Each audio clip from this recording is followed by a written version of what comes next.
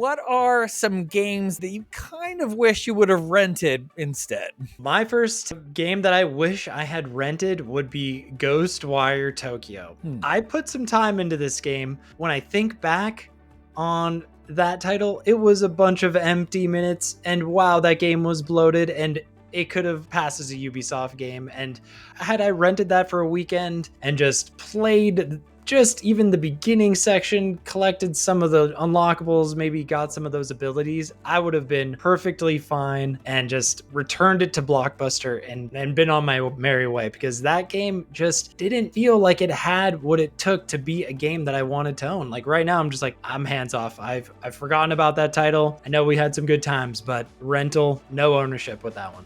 My pick for the first one is A Plague's Tale Requiem. This is a game I wouldn't have bought anyway, so it makes it the perfect rental.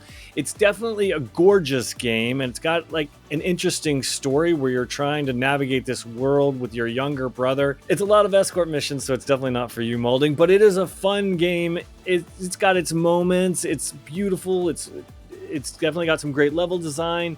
But at the end of the day, once you finish it, there's no reason for replay, and it just honestly doesn't deserve, I think, a full purchase. But it's worth checking out because it is kind of cool, so that's my pick. My first pick is probably controversial, but it's Spider-Man on the PlayStation. So this game is this game's pretty short. In my estimation, it was pretty short. I played it, enjoyed the time I had with it, have no desire to ever play it again, which kind of, for me, is the definition of a game that is a perfect rental game. I mean, I don't have much else to say other than it was a great game and I enjoyed my time, but I'm never going to play it again. And I bought it, and I wish I wouldn't have. Oh, I feel that, because coming up on my second game, Maulding, this is a classic impulse buy.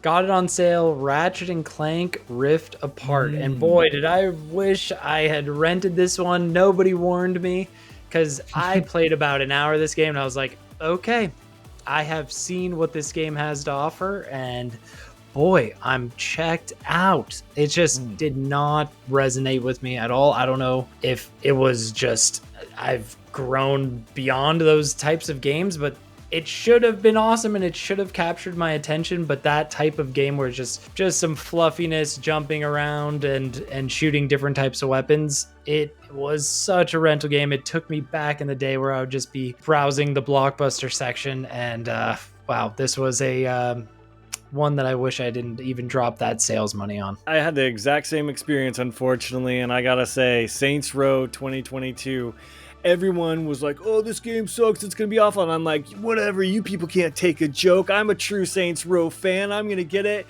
Screw you guys. And I bought it day one, and you know what? Everyone was right, and it totally sucks. And I wish I had rented it, because you know what?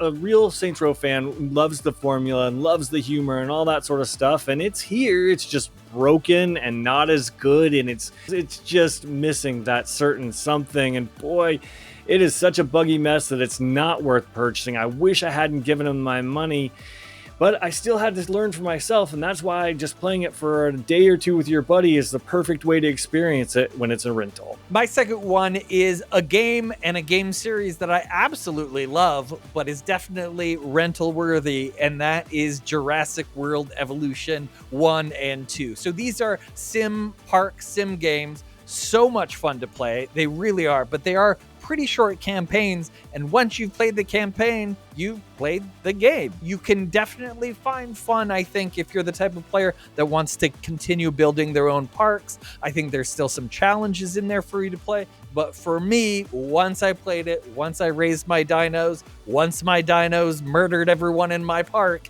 I was ready to be done with it. However, caveat, I'm very excited for the third one. We'll be picking it up on Game Pass, playing it for 20 hours, and then never playing it again. Let us know what you thought of our picks, or sound off in the comments if you've got one of your own. If you have a question that you want the boys at Good Playing With You to tackle, feel free to email us at goodplayingwithyou@gmail.com.